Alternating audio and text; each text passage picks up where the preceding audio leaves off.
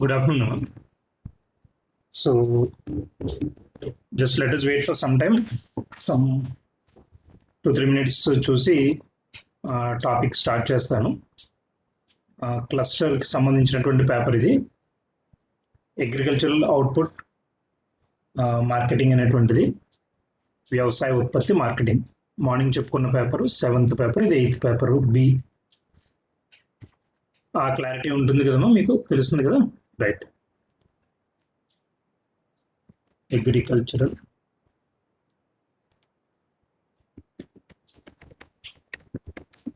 Output marketing cluster paper.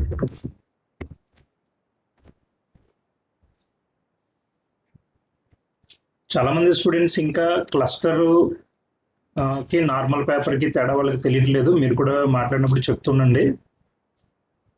Common paper ఉదయం చెప్పుకున్నది agricultural economics, వ్యవసాయ అర్థశాస్త్రము common paper. మధ్యాహ్నం చెప్పుకున్న క్లస్టర్లో 3 పేపర్లు ఉంటాయి. 3వ పేపర్కి ప్రాజెక్ట్ వర్క్ ఉంటుంది, 2 పేపర్లే రాయాలి. సో సెకండ్ పేపర్ నేను చెప్తున్నాను. ఇంకా చాలా మంది బేరేజ్ వేసుకుంటున్నారు. 3వ పేపర్ ప్రాజెక్ట్ వర్క్ కాబట్టి ఎకనామిక్స్ క్లస్టర్ తీసుకుందామా, వేరే క్లస్టర్ తీసుకుందామా, మిగతా క్లస్టర్స్ అయితే కనుక 3 పేపర్లు ఉంటాయి అనే మాటకి అభిప్రాయాన్ని షేర్ చేసుకున్నారు వాళ్ళందరూ. బట్ ఏ టాపిక్ అయినా మీ ఇంట్రెస్ట్ కొద్దీ చూస్ చేసుకోవాలి. మీకు ఏది ఉపయోగం ఉంటుంది అనేటువంటిది మీకు క్లారిటీ ఉండగలగాలి. దాన్ని బట్టి ప్లాన్ చేసుకోండి. మార్కులు లేకపోతే సార్ కష్టమా ఈజీయా ఇలాంటి ఆస్పెక్ట్స్ మీద మీరు రాంగ్గా బేరీ చేసుకోకూడదు. సో వాయిస్ అది వినబడి మీకు పెద్దగా ఇబ్బంది ఏమి లేదనుకుంటే నెక్స్ట్ 1 or 2 secondsలో మళ్ళీ ఫీడ్బ్యాక్ ఆర్ స్టూడెంట్స్ జాయినింగ్ చూసుకుంటూ స్టార్ట్ చేస్తాను.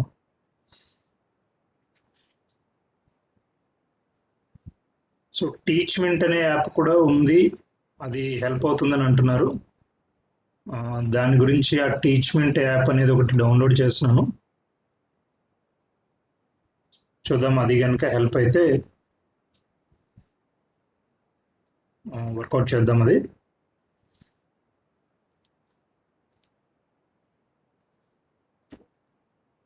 రైట్, ఇందులో మనకి సిలబస్ కానీ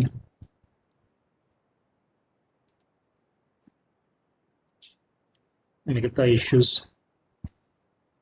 రైట్, షేరింగ్లో ఒకసారి సిలబస్ మళ్ళీ మనం మీకు షేర్ చేస్తాను.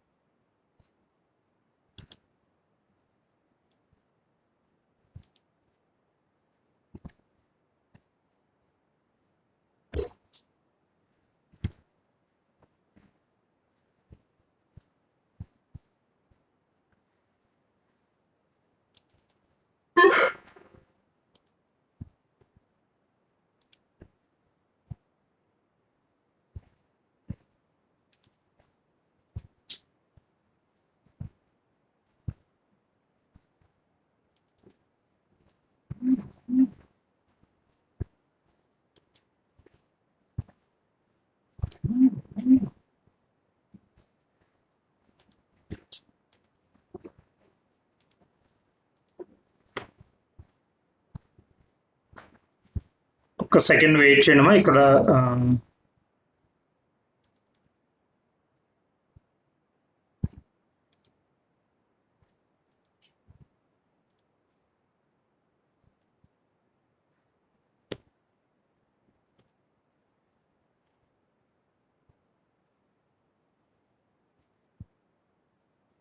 రైట్, మీకు వ్యూ కనబడుతుందా ఇక్కడ? ఇలా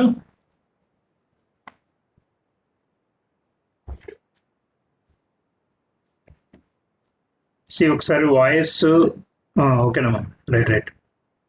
సో మీరు వాయిస్ ద్వారా చెప్పినా ఎలా చెప్పినా మీరు ఒకసారి ఎప్పుడైనా ఫీడ్బ్యాక్ అడిగినప్పుడు చెప్తూ ఉండండి.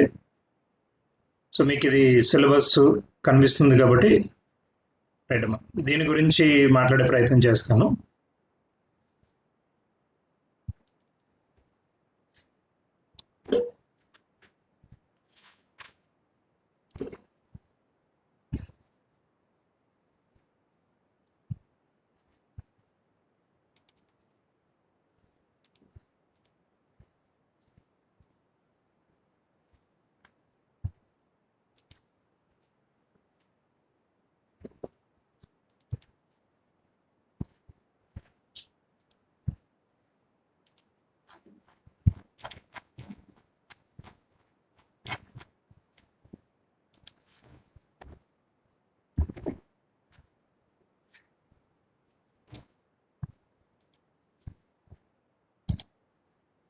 రైట్, మన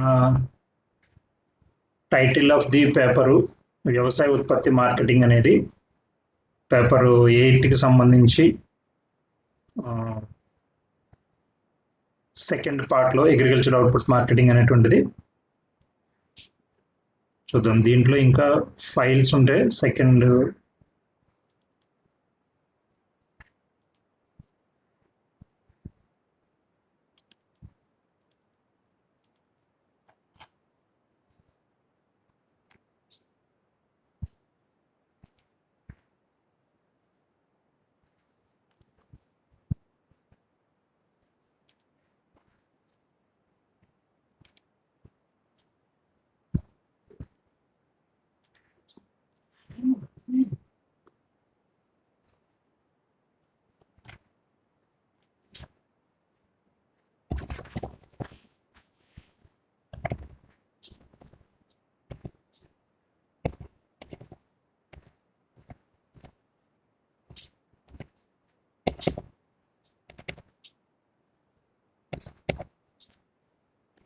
రైట్, ఇది కూడా కనిపిస్తుందా, నీకు తెలుస్తుందా?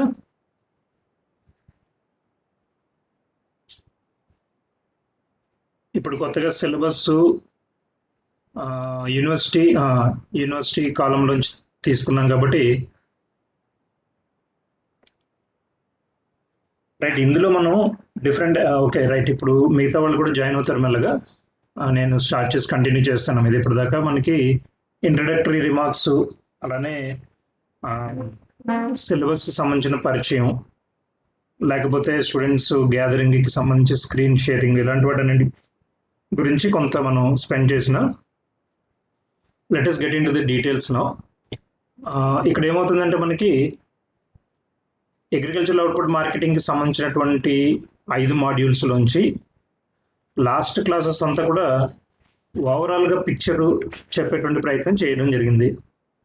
అసలు వ్యవసాయ ఉత్పత్తి అంటే ఏంటి, దానిని మార్కెటింగ్ చేసుకోవాల్సినటువంటి అవసరం ఏముంది, వ్యవసాయ ఉత్పత్తి మార్కెటింగ్ లో ఉండేటటువంటి దశలు ఏమున్నాయి, సమస్యలు ఏమున్నాయి, అసలు వ్యవసాయ ఉత్పత్తి మార్కెటింగ్ లో మనకి మధ్య దళారీలు అంటే ఎవరు వస్తున్నారు, అలానే వివిధ రకాలైనటువంటి ప్రభుత్వ సంస్థలు ఏమున్నాయి, దెన్ వ్యవసాయ ఉత్పత్తికి సంబంధించినంత వరకు కూడా ప్రభుత్వ విధానాలు ఎలా ఉంటున్నాయి, చట్టాలు ఏమి వస్తున్నాయి, ఇలాంటి అన్ని అంశాల గురించి కూడా, అంతర్జాతీయ స్థాయిలో పరిస్థితులు ఎలా ఉన్నాయనేటువంటి అంశాలన్నింటి గురించి కూడా బ్రాడ్గా మనం డిస్కస్ చేసే ప్రయత్నం చేసాం.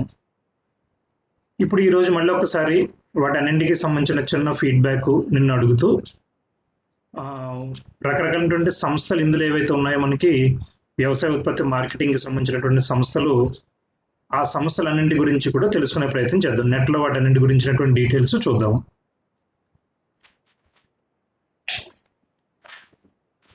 ఇప్పుడే ఇందాక క్లాస్ ప్రిపరేషన్ టైంలో నేను కొన్ని వేరే వీడియోస్ చూస్తూ వచ్చాను. వాటిలో ఇన్నోవేటివ్ స్టార్టప్స్ అని, అంటే ఇప్పుడు ఎన్జిఓలు, ప్రభుత్వేతర సంస్థలు అని అంటున్నాం, నాన్ గవర్నమెంటల్ ఆర్గనైజేషన్స్ అని అంటాము, ప్రభుత్వేతర సంస్థలు. ఆ ప్రభుత్వేతర సంస్థలు ఎలా పనిచేస్తున్నాయి, అసలు వ్యవసాయ రంగాన్ని అభివృద్ధి చేయడానికి, వ్యవసాయ రంగాన్ని అభివృద్ధి చేయడానికి యువత ఏం చేస్తుంది, ఏం చేయొచ్చు, అలానే స్టార్టప్స్ అని అంటున్నాం కొత్తగా. వ్యవసాయ రంగాన్ని అభివృద్ధి పరచడానికి కంపెనీలు లాంటివి స్టార్ట్ చేస్తున్నారు. డబ్బులు పెట్టి పెట్టుబడులు పెట్టుకుంటూ అంతర్జాతీయ స్థాయిలోంచి కూడా సపోర్ట్ తీసుకుంటూ కోట్లాది రూపాయలని పెట్టుబడి కింద పెడుతూ కొత్త తరం సాంకేతిక పరిజ్ఞానం అంతటినీ కూడా వాడుకుంటూ భారతీయ రైతులకి, భారతదేశంలో ఉన్నటువంటి గ్రామీణ ప్రాంతాల్లో ఉన్నటువంటి రైతులకి సహాయం చేయడానికి చాలా రకాలైనటువంటి సంస్థలు కొత్తగా కంపెనీలను స్టార్ట్ చేస్తున్నారు. వాటిని స్టార్టప్స్ అని అంటున్నాము. STARTUP స్టార్టప్ అని అంటున్నాము. సో ఈ స్టార్టప్ లాంటివి మీరైనా స్టార్ట్ చేసుకోవచ్చు. వాటికి సంబంధించినటువంటి వివరాలు కూడా ఆ వీడియోస్లో లాస్ట్ క్లాసెస్లో నేను చూడడం జరిగింది. అవన్నీ కూడా మీతో షేర్ చేసుకుంటాను. సో ఓవరాల్గా ఇప్పటికి మనకి అగ్రికల్చర్ అవుట్పుట్ మార్కెటింగ్కి సంబంధించినంత వరకు కూడా సిలబస్ ఓవర్ వ్యూ చెప్పుకోవడంతో పాటుగా స్టార్టింగ్లో అసలు సమస్యలు అంటే ఏంటి ఉంటాయి, మనకి ఏమేమి దశలు ఉన్నాయి, ఎవరెవరు మధ్యవర్తులు ఉన్నారు, సంస్థలు ఏమున్నటువంటి వాటి గురించి మాట్లాడుకుంటూ వస్తున్నాం. రైట్, ఇక్కడ 2-3 పదాలు కూడా ఉన్నాయి, కొన్ని కొత్త అంశాలు.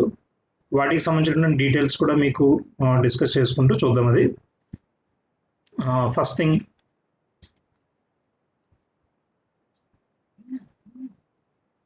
పంటల తీరు అంటే ఏంటి అనేది కొంత క్లారిటీ ఉందమ్మా నీకు? పంటల తీరు అంటే ఏంటి చెప్పడానికి ట్రై చేయమా. పంటల తీరు, క్రాప్ ప్యాటర్న్.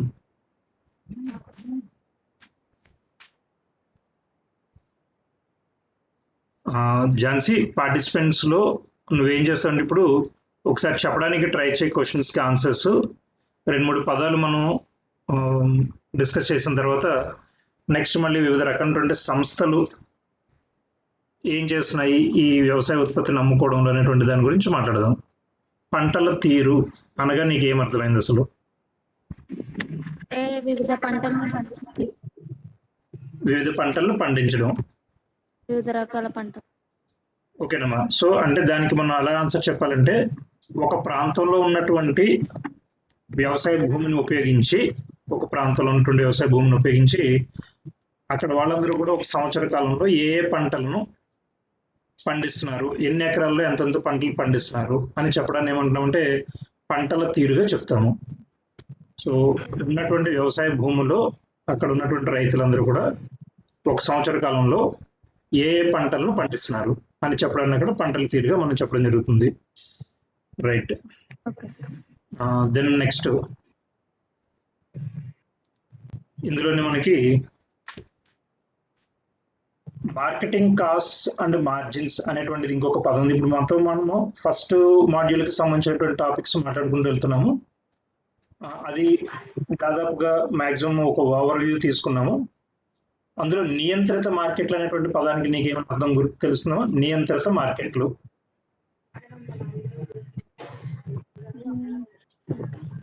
నియంత్రిత మార్కెట్ అంటే ఏంటి, అనియంత్రిత మార్కెట్ అంటే ఏమై ఉండొచ్చు?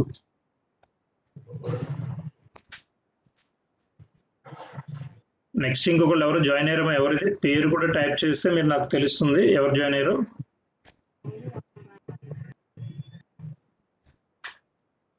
ఈ క్వశ్చన్ మార్క్స్ తో ఎంట్రీ వచ్చింది. లేటెస్ట్ జాయిన్ అయిన స్టూడెంట్ ఎవరమ్మా వాళ్ళు? రైట్, వాళ్ళు చెప్పే లోపల నియంత్రిత మార్కెట్ అంటే ఏమైనా అర్థమైందో? అంటే ప్రభుత్వ నిబంధనలు కలిగిన మార్కెట్ సార్. గుడ్ థింగ్ అమ్మా, గుడ్. నియంత్రిత మార్కెట్ అంటే అది ప్రభుత్వం కావచ్చు, లేకపోతే ప్రభుత్వం ఆధ్వర్యంలో పనిచేసేటువంటి సంస్థలు, వ్యవస్థలు కావచ్చు, కొన్ని నిబంధనలకు లోబడి పనిచేసేటువంటి మార్కెట్లు. మన దగ్గరలో చుట్టుపక్కల ఉన్నటువంటి మార్కెట్ యార్డులు అని అంటాము. ఈ మార్కెట్ యార్డులన్నీ కూడా నియంత్రిత మార్కెట్ కి ఎగ్జాంపుల్ గా తీసుకోవచ్చు. నియంత్రిత మార్కెట్లు లేకపోతే కనుక మధ్యవర్తులు, దళారీల డామినేషన్ ఎక్కువగా ఉండడానికి, రైతులు నష్టపోవడానికి అవకాశం ఏర్పడుతుంది. సో సహకార వ్యవసాయం అంటే ఏమై ఉండొచ్చు? సహకార వ్యవసాయం అంటే రైతులకి కొంత భూమి. ఇప్పుడు ఏంటంటే వీలైనంత వరకు మీ అవగాహనని తెలుసుకోవడం గురించే, మీ అవగాహన పెంచుకోవడం గురించే కరెక్ట్ గా స్పష్టంగా మీరు అక్కడ ఏం జరుగుతుంది అనేటువంటి పాయింట్ ఆఫ్ వ్యూలో మాట్లాడే ప్రయత్నం చేయండి. సహకార వ్యవసాయం అంటే ఏమై ఉండొచ్చు?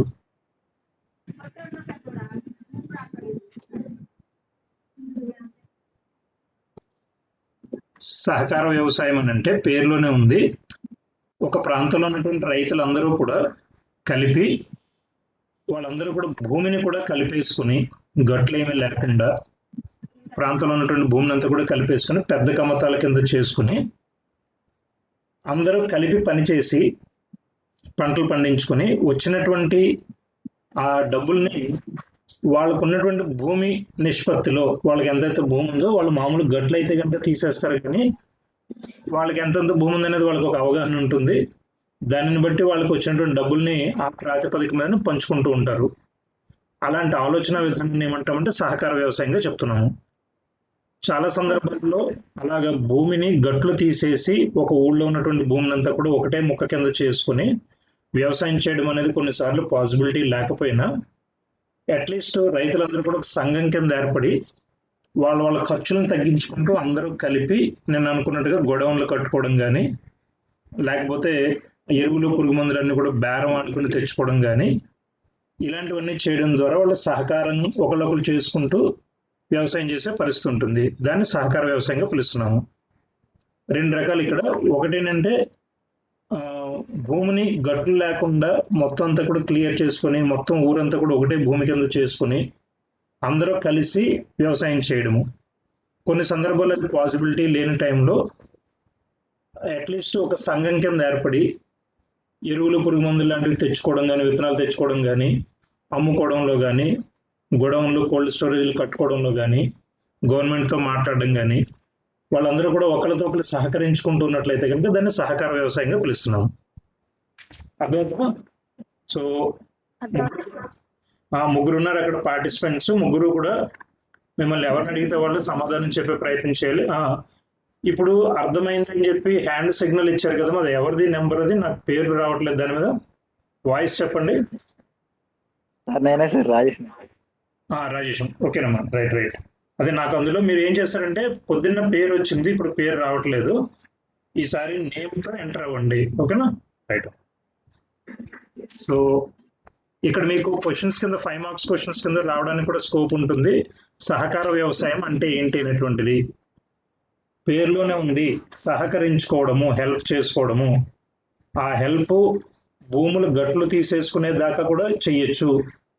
కానీ చాలా సందర్భాల్లో లిటిగేషన్స్, గొడవలు, గ్రామీణ ప్రాంతాల్లో ఐకమత్యం లోపించడం, నమ్మకం లోపించడం, రకరకాల సమస్యలు ఉన్నాయి. కాబట్టి అలాగ కమతాలను పెద్ద కమతాలు చేసుకునే సందర్భాలు లేకపోయినా అందరూ యూనియన్ కింద మాత్రం ఏర్పడడం అనేది చాలా చోట్ల గమనించవచ్చు.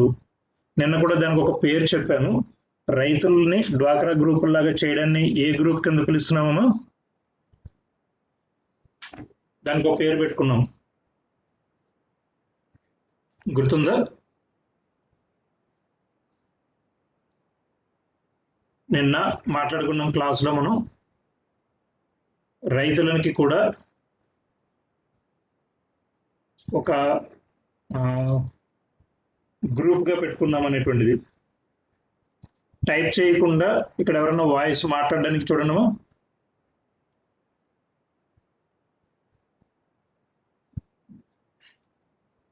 గుర్తుందేమన్నా? రైట్. ఎఫ్పిఓలు, ఫార్మర్ ప్రొడ్యూసర్స్ ఆర్గనైజేషన్స్ అని అన్నాము. Farmer producer organization, FPO. Farmer producer organization అంటే రైతులందరూ కలిపి డ్వాక్రా గ్రూప్ లాగా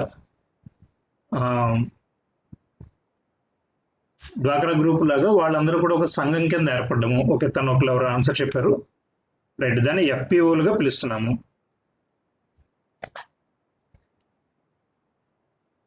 ఇప్పుడు మామూలుగా గ్రామీణ ప్రాంతాలలో మహిళలందరూ కలిపి పెట్టుకున్నటువంటి ఆర్గనైజేషన్ మనం డ్వాక్రా సంఘం అని ఎలా అంటున్నాము. ఇళ్లలో సరదాగా ఉండేటువంటి ఆర్గనైజేషన్స్ కిటీ పార్టీలని ఎలా అనుకుంటున్నారు, అలాగనే రైతులకు సంబంధించి కూడా లోకల్గా ఉండేటువంటి ఒక గ్రూప్స్ని వాళ్ళని ఎఫ్పిఓలుగా పిలుస్తున్నాము. ఆ ఎఫ్పిఓలు సహకార సంఘానికి సహకార వ్యవసాయం చేయడంలో ఒక ఎగ్జాంపుల్గా మనం పెట్టుకోవచ్చు, అర్థం చేసుకోవచ్చు. వాళ్ళందరూ కూడా కలిపి గ్రూప్ అవుతారు. గ్రూప్ అవడం వల్ల లాభం ఏంటంటే ఏదైనా వస్తువులు కనుక వాళ్ళు కొనుక్కున్నట్లయితే బేరం ఆడగలిగే కెపాసిటీ ఉంటుంది. ఎరువులు, పురుగు మందులు, విత్తనాలు, ట్రాక్టర్లు ఇలాంటి ఏదైనా కొనుక్కోవాలన్నా ఎక్కడైనా ఏదైనా లోన్ తీసుకోవాలన్నా, ఏదైనా సబ్సిడీని పొందాలన్నా, ఏదైనా పథకాన్ని తీసుకోవాలన్నా గవర్నమెంట్ దగ్గర నుంచి గ్రూప్గా ఉండేటప్పుడు సదుపాయాలు పెరుగుతాయి.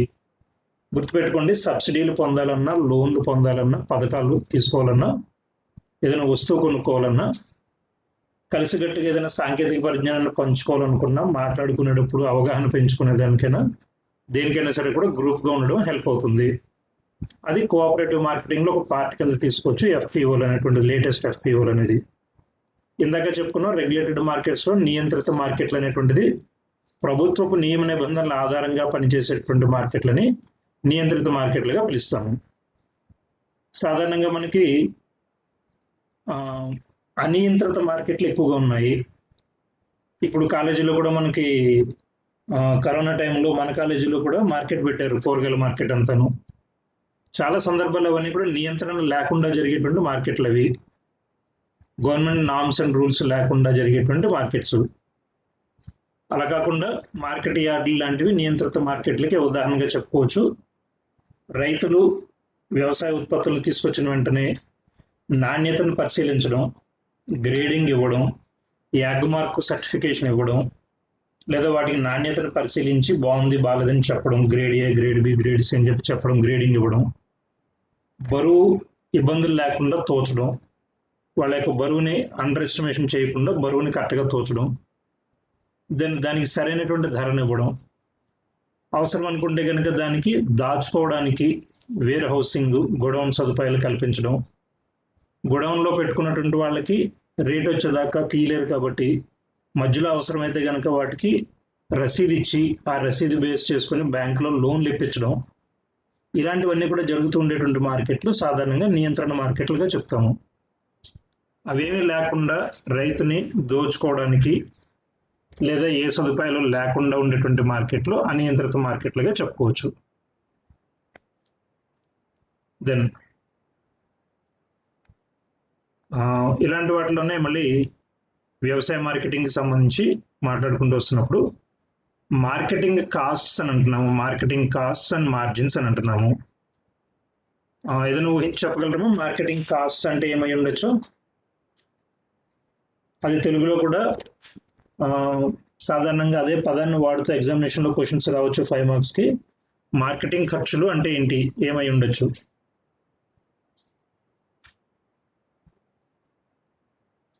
Can you guess? దేవి ఇప్పటిదాకా ఝాన్సీ చెప్పిన ఆన్సర్ మార్కెటింగ్ ఖర్చులు అంటే ఏమై ఉండొచ్చు రైతులకి?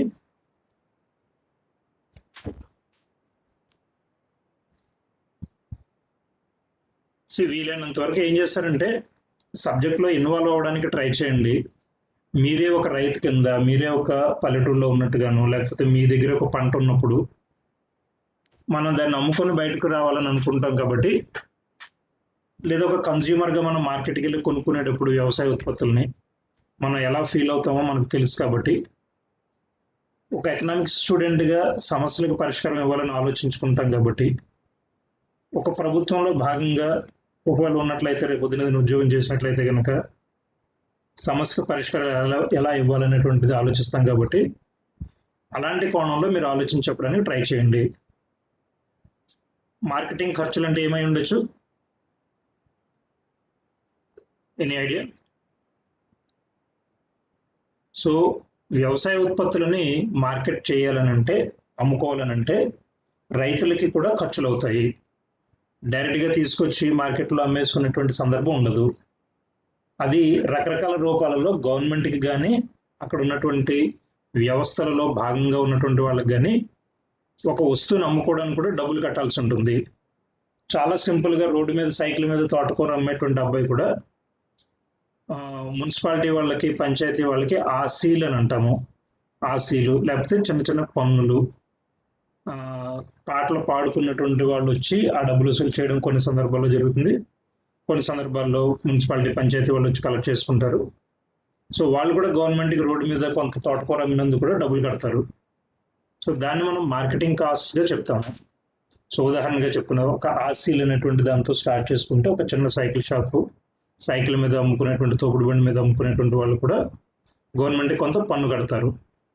అలాంటివన్నీ కూడా అంటే ఒక వస్తువును అమ్ముకునేటప్పుడు వాళ్ళు చెల్లించేటువంటి పన్నులు కానీ లేకపోతే వాళ్ళకి ఎదురయ్యేటువంటి ఖర్చులు ఉన్నటువంటి వాటిని కానీ మార్కెటింగ్ ఖర్చులుగా పిలుస్తాము. సో దెన్ ఇందులోనే మనకి అనేక రూపాలలో క్వశ్చన్స్ అడగడం జరుగుతుంది మార్కెటింగ్కి సంబంధించినంత వరకు కూడాను.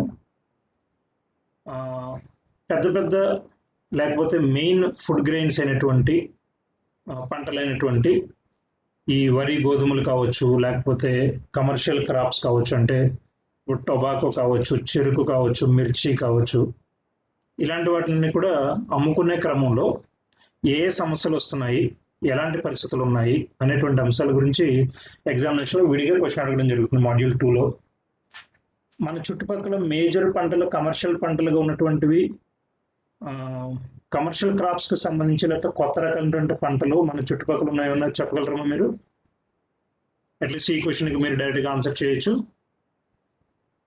మన చుట్టుపక్కల మీరు కొత్తగా గమనించినటువంటి కొన్ని రకమైనటువంటి పంటలు ఏమైనా ఉన్నాయా? కమర్షియల్ క్రాప్స్కి ఫుడ్ క్రాప్స్కి తేడా మీకు తెలిసి ఉంటే చెప్పండి.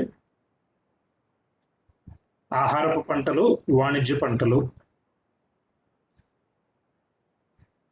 రెండు పంటలే మనకి, అవి ఉపయోగపడేవే. కానీ ఆహార పంటలు పూర్తిగా గోధుమలు, ధాన్యం, బియ్యం ఇలాంటివన్నీ కూడా మనకి అందులో పాటుగా తీసుకుంటాము. వాణిజ్య అవసరాల కోసం, పరిశ్రమల అవసరాల కోసం, లేకపోతే కొన్ని ప్రత్యేక పరిస్థితుల్లో డబ్బులు ఎక్కువ తెచ్చిపెట్టేటువంటి మెయిన్ ఫుడ్ క్రాప్స్ కాకుండా ఉన్నటువంటి పంటలన్నీ కూడా వాణిజ్య పంటలుగా చెప్పుకుంటూ ఉంటాం. లైక్ పొగాకు కావచ్చు, అలానే మిర్చి కావచ్చు. దాన్ని ఇప్పుడు మన చుట్టుపక్కల ఉన్నటువంటి వాటి గురించి అడుగుతున్నాను. అదంతా కూడా కోకో ప్లాంట్స్ ఉన్నాయి మన దగ్గర చుట్టుపక్కల, తెలుసు కదమ్మా. Cocoa plants, palm oil plants, అలానే ఇక్కడ మనకి టొబాకో ఎక్కువగా పండుతుంది చుట్టుపక్కల.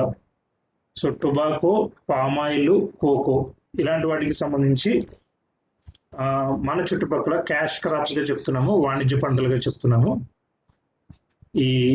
ఇక్కడ ఆయిల్ సీడ్స్ వచ్చేటప్పటికి పామ్ ఆయిల్ ఉంది మన దగ్గర, అలానే కోకో ఉంది. ఇలాంటి వాటికి సంబంధించి అసలు రేట్లు ఎలా వస్తున్నాయి, మార్కెటింగ్ ఎలా చేస్తున్నారు, ఎవరు కొంటున్నారు, ఎవరు అమ్ముతున్నారు, ఎంత రేట్ వస్తుంది, వాళ్ళకి అసలు మార్కెట్లో కొనుక్కున్న వాళ్ళు ఎంత రేటుకి తిరిగి అమ్ముకుంటున్నారు, రైతులకు ఎంత లాభం వస్తుంది అనేటువంటి అంశాలన్నీ కూడా మీరు చుట్టుపక్కల ఉన్నటువంటి పరిస్థితులను ఒకసారి గమనిస్తే మీకు తెలుస్తుంది. మనకి పామ్ ఆయిల్కి సంబంధించి చుట్టుపక్కల మనకి పామ్ ఆయిల్ డెవలప్మెంట్ కోసం గవర్నమెంట్ ఒక పరిశోధన సంస్థను కూడా పెట్టింది. ఏలూరు దగ్గర పెదవేగి అనేటువంటి ప్రాంతంలో పామ్ ఆయిల్ మీద పరిశోధన సంస్థ పెట్టింది. మన చుట్టుపక్కలే టొబాకో బోర్డు ఉంది, టొబాకో బోర్డు అనేటువంటి ఆఫీసు, అలానే కోకోవాకి సంబంధించినటువంటి ఆఫీస్ ఉంది.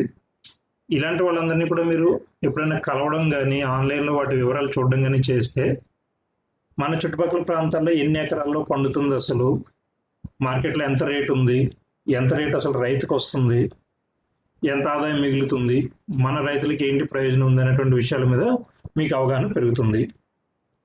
సో మార్నింగ్ చెప్పాను, వ్యవసాయ శాఖ మంత్రి ఎవరనేది అడిగాను, కనుక్కున్నారమ్మా? ఆంధ్రప్రదేశ్ వ్యవసాయ శాఖ మంత్రి ఎవరు? భారతదేశానికి సంబంధించిన వ్యవసాయ శాఖ మంత్రి ఎవరు? అలానే మన చుట్టుపక్కల ఉన్నటువంటి cocoa board, tobacco board, palm oil బోర్డుకి సంబంధించి పరిశోధనా సంస్థలు కానీ ఆఫీసులు కానీ ఎక్కడెక్కడ ఉన్నాయి, అవి ఏం చేస్తున్నాయి అనేది నెట్లో మీరు చూసి నాకు చెప్పాల్సి ఉంటుంది. అదొక క్లాస్ రూమ్ అసైన్మెంట్ కింద తీసుకోండి. మన చుట్టుపక్కల ఉన్నటువంటి especially palm oil, cocoa, banana, tobacco ఈ పంటలకు సంబంధించి ఏ ఏ పరిశోధనా సంస్థలు, ఏ ఆఫీసులు ఉన్నాయో మీరు కనుక్కొని, ఎక్కడ ఉన్నాయో కనుక్కొని వాటి వివరాలు మీరు నాకు చెప్పాల్సి ఉంటుంది. అదొక అసైన్మెంట్ కింద తీసుకుందాం. రైట్.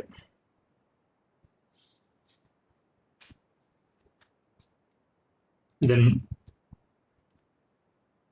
మద్దతు ధరలు అంటే చెప్పండి ఒకసారి. మద్దతు ధరలు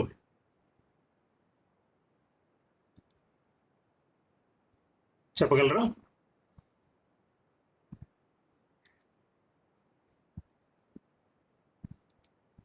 సపోర్ట్ ప్రైసెస్. దేవి సార్ నువ్వు చెప్పమా.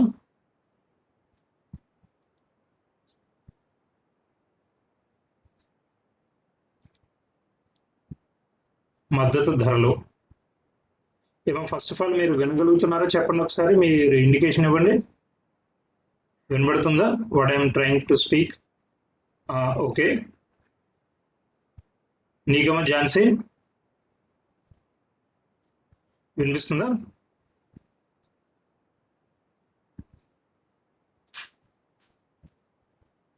ఝాన్సీ రెస్పాండ్ అవ్వమా, నీకు క్లారిటీ ఉందా, వినబడుతుందా నేనేం చెప్తున్నాను ఇక్కడ? రైట్, ఇప్పుడు చెప్పండి ఇద్దరు కూడాను, మద్దతు ధరలు లేదా సపోర్ట్ ప్రైస్ అంటే అర్థం ఏంటి? స్పీకర్ ఆన్ చేసి చెప్పండి ఎవరొకరు. దేవిని ట్రై చేయి.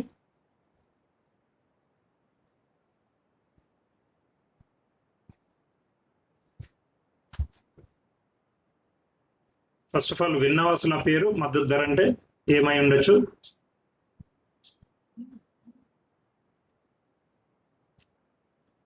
లేదా మద్దతు ధరలను ఎవరు నిర్ణయిస్తారు, ఎందుకోసం నిర్ణయిస్తారు?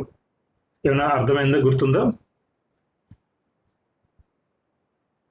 రైట్, ఒకసారి మళ్ళీ నేను చెప్తూ వెళ్తాను ఒక్కొక్క టాపిక్. మీకు కూడా కొత్త పేపరు అయినప్పటికీ కూడా మీకు వ్యవసాయం మీద ఐడియా ఉంది కాబట్టి ఈ టాపిక్స్ అన్ని మాట్లాడుకున్నవే. మళ్ళీ ఒకసారి నేను చెప్తాను, లాస్ట్ అవర్లో మళ్ళీ ఒకసారి మీరు రిపీట్ చేద్దరు. కానీ ప్రతి పంటకి కూడాను వాటి పండించడానికి ఎంతైతే ఖర్చు అయిందో ఆ ఖర్చునంతా కూడా అంచనా వేసి గవర్నమెంట్ దానికి సరిపడేటటువంటి కొద్దిగా లాభాన్ని కూడా కలుపుకొని దానికి సరిపడేటటువంటి రేట్ ఒక దాన్ని గవర్నమెంట్ ఫిక్స్ చేస్తుంది. బయట మార్కెట్లో రైతులు ఎంతకు అమ్ముకోవచ్చు ఆ పంటని అనేటువంటిది కూడా గవర్నమెంట్ ఫిక్స్ చేస్తుంది. కనీసం ఇంత డబ్బులు రావాలి ఈ పంటకి ఒక కేజీకి అని గవర్నమెంట్ ఫిక్స్ చేస్తుంది. ఒక క్వింటాకి, ఒక టన్నుకి ఇంత అని చెప్పి గవర్నమెంట్ ఫిక్స్ చేస్తుంది. దాన్ని ఏమంటాం అంటే మద్దతు ధర అని అంటాం. కనీస మద్దతు ధర, మినిమం సపోర్ట్ ప్రైస్ చెప్తాము. కనీస మద్దతు ధర అంటే ఎలాగా బిల్డ్ చేస్తుందంటే ఆ ధరని ఎలాగా నిర్ణయిస్తుందంటే, ఒక రైతుకి ఒక క్వింటా అంటే ఒక 100 కేజీలు, లేకపోతే ఒక టన్ను ఒక 1000 కేజీలు, లేదా ఒక యూనిట్. సో ఇలాగా ఒక బేల్, పత్తి అయితే కనుక బేల్స్గా పిలుస్తాము.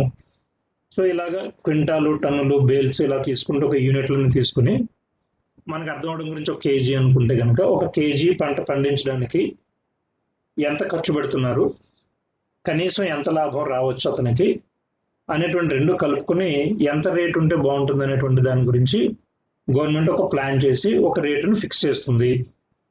రైతుల దగ్గర నుంచి ఎవరైనా కొనేటప్పుడు అది మిల్లర్లు కావచ్చు, లేకపోతే దళారీలు కావచ్చు, కమిషన్ వ్యాపారస్తులు కావచ్చు, ప్రభుత్వమే కావచ్చు. రేషన్ షాపుల్లో ఇవ్వడానికి ప్రభుత్వమే చాలా వస్తువులు కొంటుంది రైతుల దగ్గర నుంచి. అలానే బఫర్ స్టాక్స్, ఫ్యూచర్ కోసం, భవిష్యత్తు కోసం, ఇలాంటి కరోనా లాంటి సమస్యలు వచ్చినప్పుడు, వరదలు, తుఫాన్లు వచ్చినప్పుడు వాటి కోసం గవర్నమెంట్ ఖర్చు పెట్టి కొంటుంది. బఫర్ స్టాక్స్ అని అంటాము. ఎఫ్సిఐ గోడౌన్స్ లో దాస్తుంది, food corporation of India godowns లో. అలాంటివన్నీ కూడా ఉంటాయి కాబట్టి ఎవరు కొన్నా సరే కూడా ఎంత రేటుకి కొనాలి అని ముందే గవర్నమెంట్ నిర్ణయిస్తుంది. దానిని ఎంఎస్పి అని అంటున్నాము, మినిమం సపోర్ట్ ప్రైస్ గా చెప్తున్నాము. సిఏసిపి అనే సంస్థ ఉందని అనుకున్నాము, commission for agricultural cost and prices పేర్లోనే ఉంది. కమిషన్ ఉంది, కమిషన్ అదొక ఆఫీసు. ఫర్ అగ్రికల్చరల్ కాస్ట్ వ్యవసాయపు ఖర్చులు, అలానే ధరలు వ్యవసాయపు ధరలు. వ్యవసాయపు ఖర్చుకి ధరకి తేడా ఏముందంటే, రైతుకు అయ్యేటువంటి దాన్ని ఖర్చుగా చెప్తాము, రైతుకు వచ్చేటువంటి దాన్ని ధరగా చెప్తాము. రైతుకి అయ్యేటువంటిది ఖర్చు, రైతుకు అమ్మినప్పుడు వచ్చేటువంటిది పలికేటువంటిది ధరగా చెప్తాము. సో ఆ రెండు నిర్ణయించేటువంటిది commission for agricultural cost and prices గా చెప్తాం. సో ఈ మద్దతు ధరలని నిర్ణయించేది సిఎస్సిపి. ఎంఎస్పి అని అంటాం, మినిమం సపోర్ట్ ప్రైస్ గా చెప్తాము. ఓకే, సో మద్దతు ధరలు అంటే రైతుకి ఒక పంటను పండించడానికి అయ్యేటువంటి ఖర్చు ప్లస్ కొద్దిపాటి లాభాన్ని కలిపి ఒక రేటు కింద నిర్ణయిస్తారు. ఎవరు కొన్న రైతు దగ్గర నుంచి ఆ రేటుకి కొనాలి అని గవర్నమెంట్ రూల్ పెడుతుంది. అంతకంటే తక్కువకి ఎవరు కొనడానికి గవర్నమెంట్ పర్మిషన్ ఇవ్వదు. అంటే బయట మార్కెట్లో రైతుల యొక్క హెల్ప్లెస్నెస్, అసహాయతను దృష్టిలో పెట్టుకుని రైతులు ఎవడో ఒకటి దగ్గర నుంచి అప్పులు తెచ్చి ఉంటారు కాబట్టి ఆటోమేటిక్గా వాళ్ళందరూ కూడా ఈ ఎంఎస్పి ధర కంటే తక్కువ ధర దగ్గరే రైతుల దగ్గర నుంచి కొనే ప్రయత్నాలు జరుగుతున్నాయనేది వాస్తవం కనిపిస్తూ ఉండొచ్చు మార్కెట్లో. కానీ వాటిని కూడా సపోర్ట్ చేయడానికి గవర్నమెంట్ ఏం చేస్తుందంటే, అంటే అలాంటి వాటిని సపోర్ట్ చేయకుండా రైతుని సపోర్ట్ చేయడానికి రైతు వాళ్ళకు అమ్ముకోకుండా ఈ ఎక్కువ ధరకి ఎంఎస్పి ధరకి బయట ఎక్కడైనా అమ్ముకోవచ్చు లేదా గవర్నమెంట్కి అమ్మొచ్చు అనేటువంటి అవకాశాలు గవర్నమెంట్ ఇవ్వడం ద్వారా దళారీల నుంచి కూడా రైతుని కాపాడే ప్రయత్నం చేస్తుంది. దాన్ని మనం మద్దతు ధరగా చెప్తున్నాము. సిఏసిపి సంస్థ అందిస్తుంది ఆ ధరలన్నింటినీ కూడాను. నెక్స్ట్, ఇందాక ఆల్రెడీ మాడ్యూల్ 4లో నిన్నటి దాంట్లో కూడా క్లాస్లో మనం చెప్పుకున్నాము. State intervention. స్టేట్ ఇంటర్వెన్షన్ అంటే ఒక ప్రభుత్వం అనేది జోక్యం చేసుకోవడము. వ్యవసాయ మార్కెటింగ్లో ప్రభుత్వాలు జోక్యం చేసుకుంటున్నాయి. ఎలా జోక్యం చేసుకుంటున్నాయి? ఆంధ్రప్రదేశ్ లాంటి చోట ఉదాహరణలు తీసుకుంటూ ఇక్కడ ఇస్తున్నారు. అగ్రోస్ అనే సంస్థ, మార్క్ఫెడ్ అనే సంస్థ, అలానే వివిధ రకాలైనటువంటి బోర్డులు, కార్పొరేషన్లు, వీళ్ళందరూ కూడా ఎలాగా ఈ వ్యవసాయ ఉత్పత్తి మార్కెటింగ్కి సపోర్ట్ ఇస్తున్నారు అనేటువంటి దాని గురించి అడుగుతున్నారు. State intervention agricultural marketing.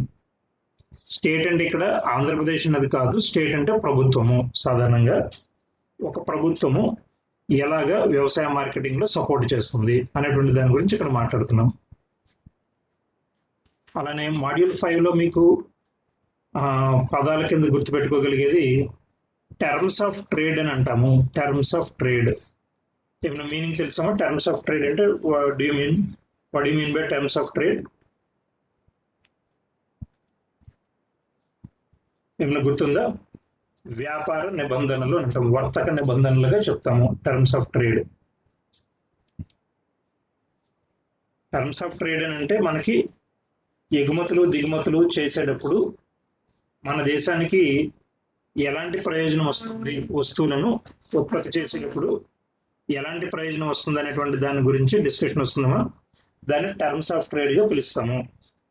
ఎగుమతులు దిగుమతులను రెండింటినీ కలుపుకున్నప్పుడు మన దేశానికి మనకి ప్రయోజనం ఉందా లేదా అనేటువంటి అంశాల మీద ఆధారపడి మనం అంచనాలు వేసుకోగలిగేటప్పుడు అటువంటి పరిస్థితిని ఏమంటామంటే వర్తక నిబంధనలుగా చెప్తాము.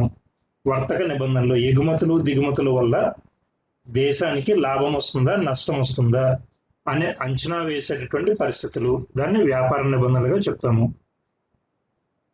అలానే బ్యాలెన్స్ ఆఫ్ పేమెంట్స్ అని అంటాము. బ్యాలెన్స్ ఆఫ్ పేమెంట్స్ వ్యాపార చెల్లింపులు. సో బ్యాలెన్స్ ఆఫ్ పేమెంట్స్ గా చెప్తాము. మొత్తం ఎగుమతుల విలువకి మొత్తం దిగుమతుల విలువకి మధ్యన ఎలాంటి తేడా ఉంది, మనకి ఎగుమతులు ఎక్కువ ఉన్నాయా దిగుమతులు ఎక్కువగా ఉన్నాయా అనేటువంటి అంశాల గురించి మాట్లాడితే అది వ్యాపార చెల్లింపుల శేషంగా పిలుస్తాము. ప్రపంచ వాణిజ్య సంస్థ 1995 నుంచి అమల్లోకి వచ్చినటువంటిది ప్రపంచ వాణిజ్య సంస్థ అనేటువంటి సంస్థ, వరల్డ్ ట్రేడ్ ఆర్గనైజేషన్. అంతకుముందు 1948లో స్టార్ట్ అయినటువంటి ఘాట్ ఒప్పందము, GATT ఘాట్ ఒప్పందం అనేటువంటి ఒక ఒప్పందం ఉండేది. దాని ప్లేస్లో WTO సంస్థ వచ్చింది మనకి. ఇవన్నీ కూడా ఏంటంటే మీకు 5 మార్క్స్ క్వశ్చన్స్ గా రావడానికి అవకాశం ఉంది. ఆ క్వశ్చన్స్ ని గుర్తుపెట్టుకునే ప్రయత్నం చేయండి. 5 మార్క్స్ క్వశ్చన్ కూడా సిలబస్ చూసే కొద్దీ మీకు అర్థమవుతుంది. సో ఒక ప్రపంచ వాణిజ్య సంస్థ అంటే ఏంటి, అది ఏం పనిచేస్తుంది అనేటువంటిది ఘాట్ ఒప్పందం గురించి మీకు 5 మార్క్స్ క్వశ్చన్స్ కింద రావచ్చు. రైట్, ఒకవేళ మీటింగ్ కన్క్లూడ్ అయిపోతే కనుక మళ్ళీ రీకనెక్ట్ అవ్వండి. సో WTO సంస్థ అనేది ప్రపంచ వాణిజ్య సంస్థ, 5 మార్క్స్ క్వశ్చన్ గా వస్తుంది. అలానే terms of trade, balance of payments, వర్తక నిబంధనలు, వ్యాపార చెల్లింపుల శేషము అనేటువంటిది కూడా మీకు 5 మార్క్స్ క్వశ్చన్స్ గా రావచ్చు. దెన్ ఇటువంటి సంస్థలన్నింటి గురించి ఏ సంస్థ గురించి అయినా సరే కూడా 5 మార్క్స్ మిమ్మల్ని అడగచ్చు. ఇక్కడ చాలా సంస్థలు ఉన్నాయి, ఆ సంస్థలన్నింటి గురించి కూడా 5 మార్క్స్ అడగచ్చు. వేరేజ్ CACP commission for agriculture cost and prices అని అంటాము. ఆ కమిషన్ CACP గురించి మాత్రం మద్దతు ధరలు ఇచ్చేటువంటి దాని మీద మాత్రం 10 మార్క్స్ క్వశ్చన్ వస్తుంది. అది ఇంపార్టెంట్ టాపిక్ గా తీసుకోవచ్చు. అలానే మద్దతు ధరలు అనేటువంటిది కూడా ఇందాక మనం చెప్పుకున్నటువంటిది 5 మార్క్స్ క్వశ్చన్కి వస్తుంది. దెన్ ఈ మొదట్లో చెప్పుకున్నటువంటి మనకి సహకార సంఘాలు కానీ నియంత్రిత మార్కెట్లు కానీ ఇలాంటివి కూడా 5 మార్క్స్ క్వశ్చన్స్ గా రావడానికి అవకాశం ఉండేటువంటి టాపిక్స్. కాబట్టి మీనింగ్ మీరు అర్థం చేసుకోండి. ఈ లెసన్ ఎంటైర్ సిలబస్ లో కూడా కేవలం మీకు అర్థం అవ్వాల్సింది, ఒక రైతు ఉన్నాడు, పంటలు పండించాడు, మార్కెట్కి రావాలని అంటే, అమ్మాలని అంటే, ఆదాయాన్ని తీసుకెళ్లాలంటే పండించిన పంటను అతను ఏం చేసుకోవాలి, ఏం చేసుకుంటున్నాడు, ఇప్పుడు లాభం ఉందా నష్టం ఉందా, స్థానికంగా అమ్మినా, రాష్ట్ర స్థాయిలో అమ్మినా, దేశవ్యాప్తంగా అమ్మినా, అంతర్జాతీయ స్థాయిలో ఎక్కడ అమెరికాకు అమ్మినా ఏం జరుగుతుంది అసలు అనేటువంటి అంశాల గురించి సిలబస్లో పార్ట్గా వస్తాయి. ఇవన్నీ కూడా మీకు అది కనుక మీకు మైండ్లో ఉంటే ఆటోమేటిక్గా ప్రతి పాయింట్ మీద మీరు కరెక్ట్గా రాయగలుగుతారు. మీ వైపు నుంచి ఏదైనా ఇష్యూ డౌట్ ఉంటే ఒకసారి చెప్పండి, ఒక 2 minutes. ఎలాగో మళ్ళీ క్లాస్ రీకనెక్ట్ లాగిన్ అవుతాం కాబట్టి లాస్ట్ 2 minutesలో మీ వైపు నుంచి ఏదైనా డౌట్స్ ఆర్ ఇష్యూస్ ఉంటే ఒకసారి చెప్పండి.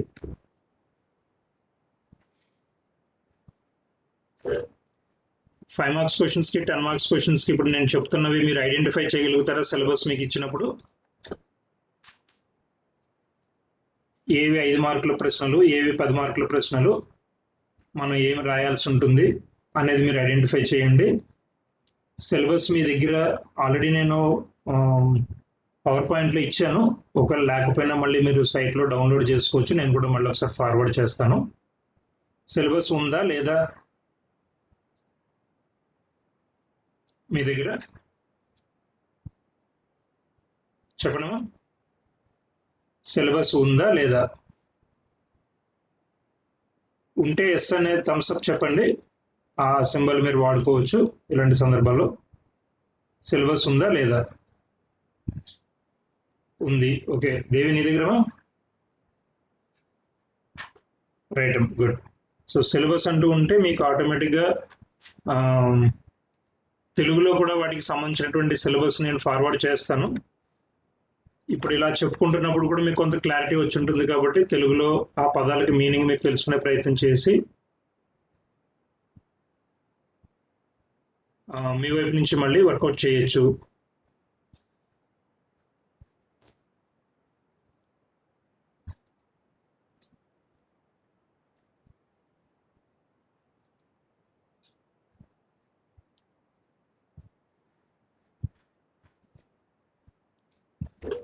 రైట్, దెన్ ఇందులోనే మళ్ళీ మనకి ఇప్పుడు నెక్స్ట్ మనం లాగిన్ అయినప్పుడు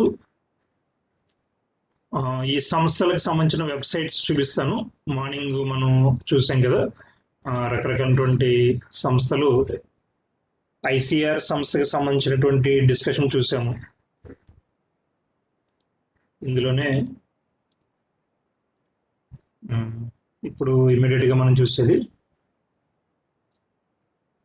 నాబార్డ్ చూసాము, అలానే ఐసిఆర్ సంస్థ చూసాము. ఒకసారి మినిస్ట్రీ కూడా చూడండి, ministry of agriculture and farmers welfare.